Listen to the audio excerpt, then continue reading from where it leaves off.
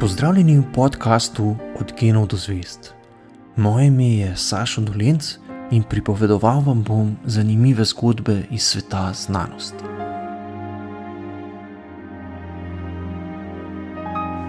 Črne luknje so gotovo prav pri vrhu seznama najbolj nenavadnih predmetov v vesolju.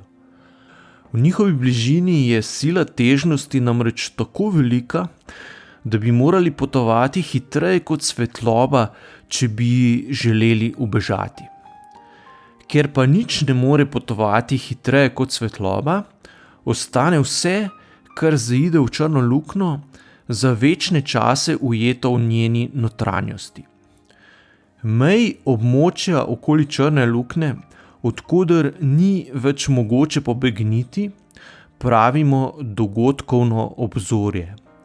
To je območje, kjer niti svetloba ni več dovolj hitra, da bi še lahko ubežala težnosti črne luknje.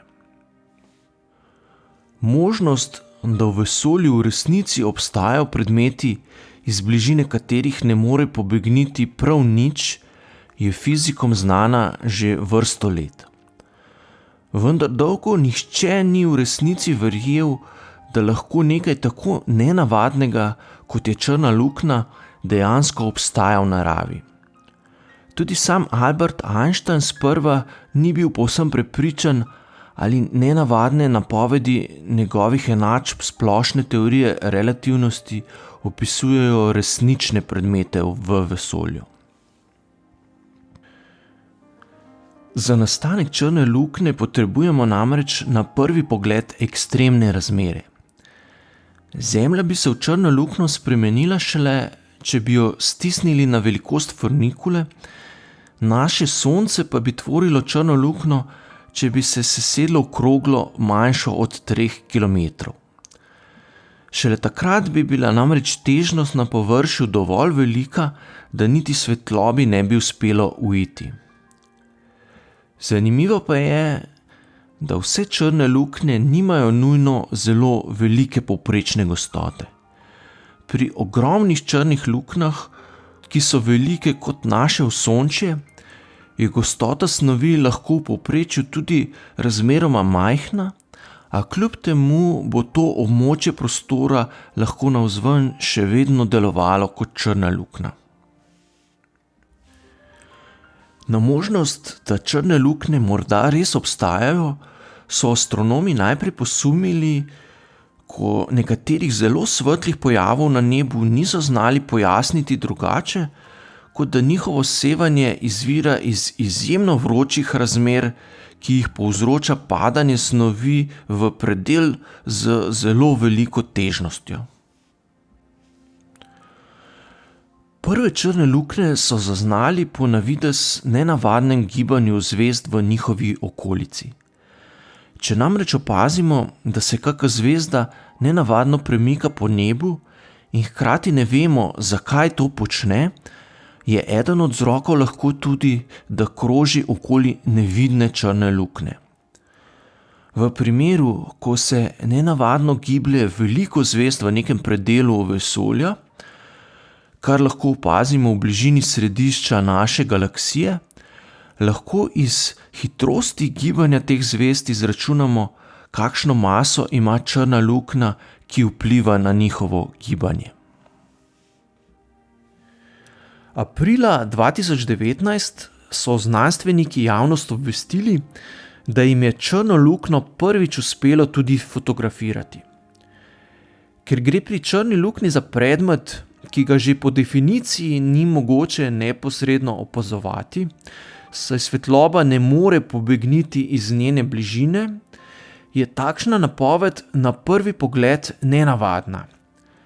Vendar jim je na fotografiji dejansko uspelo zbrati svetlobo, ki je le za las ušla iz objema črne luknje.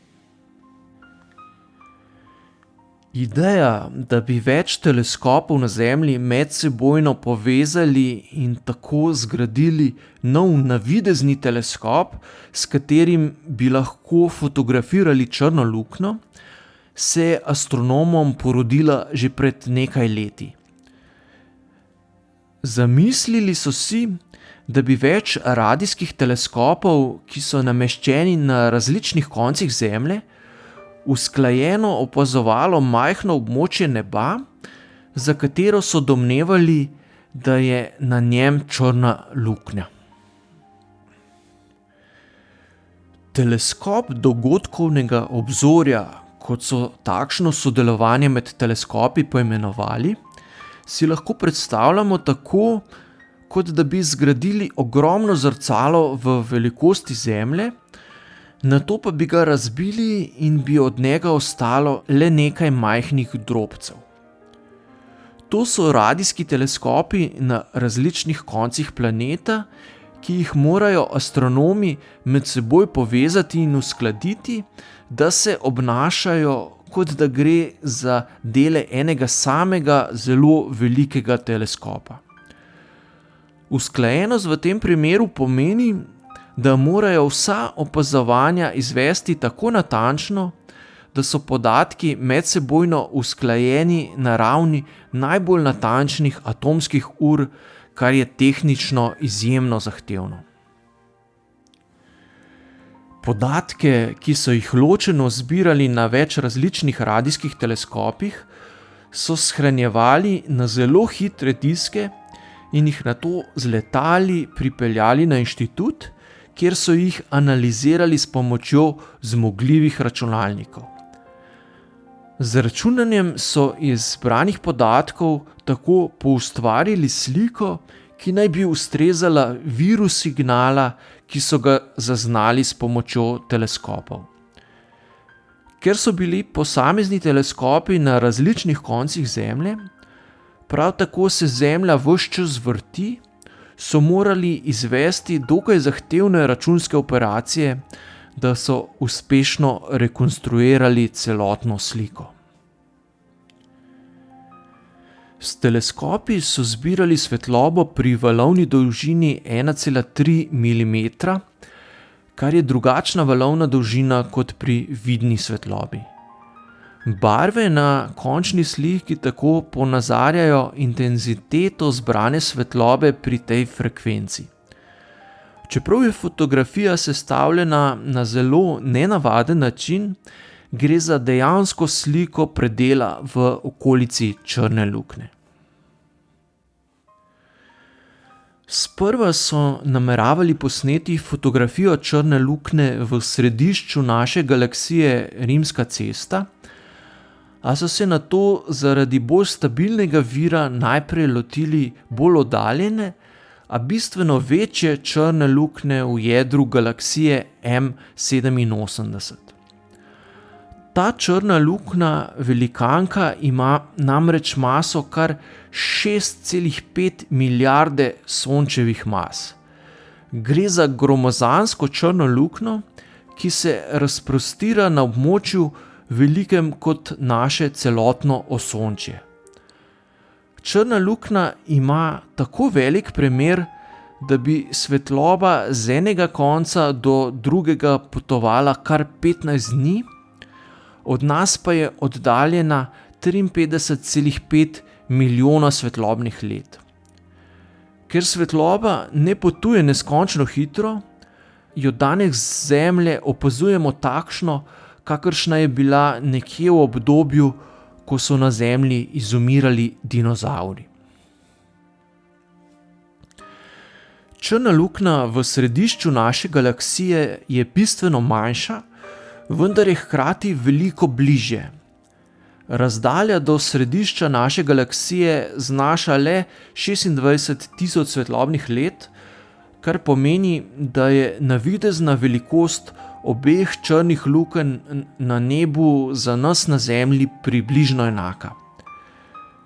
Pričakujemo lahko, da bo teleskop dogodkovnega obzorja kmalu objavil tudi fotografijo ali morda celo kratek film nam bližnje črne luknje v središču Rimske ceste. Meritve za prvo fotografijo črne luknje so opravili s teleskopi v Španiji, Mehiki, ZDA, Čilu in na Havajih med 5. in 11. aprilom 2017. Imeli so srečo, da je bilo v tistem obdobju nebo hkrati jasno na 8 različnih koncih Zemlje kar 4 dni. Ločene skupine znanstvenikov v ZDA in Evropi so na to izbranih podatkov ustvarile sliko, ki je ustrezala zbranim meritvam. Sledilo je še natančno preizkušanje najrazličnejših možnosti, kaj vse bi lahko vplivalo na zbrane podatke in zaradi česar slika morda ne bi bila verodostojna. Ko so z veliko različnimi testi pokazali, da nikjer ni prišlo do napake, so zaključili, da zbrani podatki dejansko ustrezajo podobi okolice črne luknje. Spomladi 2019 so rezultate javno objavili v seriji znanstvenih člankov in priredili velik medijski dogodek. Dogodkovno obzorje oziroma meja, od katere niti svetloba ne more več pobegniti, je v sredini fotografije in je približno 2,5-krat manjše kot črnina, ki jo obkroža svetov oranžni obroč. Svetloba, ki so jo zaznali, prihaja iz zadnjih stabilnih orbit, po katerih lahko snov še kroži, preden jo dokončno posrka v črno luknjo. Pri teh orbitah se snov giblje z zelo veliko hitrostjo in zato močno seva. Snov v bližini črne luknje žari pri približno 100 milijonih stopinj, kar je strašansko vroče, če vemo, da znaša temperatura na površju Sonca nekaj tisoč stopinj. Zakaj na fotografiji črne luknje vidimo le svetov obroč, ne pa svetle krogle, si lahko pojasnimo s prispodobo. Če bi po Luni v različnih smereh vozilo zelo veliko avtomobilov s prižganimi sprednjimi žarometi, bi prav tako opazili le svetov obroč. Le na predelu Lune, na katerem imajo avtomobili sprednje luči usmerjene neposredno proti nam, bi namreč zaznali svetle pike, sicer bi žarometi svetili v druge smeri, ne proti Zemlji. Pri sliki črne luknje je malo svetlejši tisti del obroča, kjer se snov, ki seva, giblje v smeri proti nam. Fotografija črne luknje velja za najbolj podrobno sliko makroskopske narave do sedaj. Ločljivost teleskopa, s katero so jo posneli, je skorajda neverjetna, saj ustreza napravi, s pomočjo katere bi lahko iz Ljubljane brali časopis, ki bi bil v New Yorku. Revija Science je fotografijo črne luknje razglasila za najpomembnejši dosežek znanosti v letu 2019.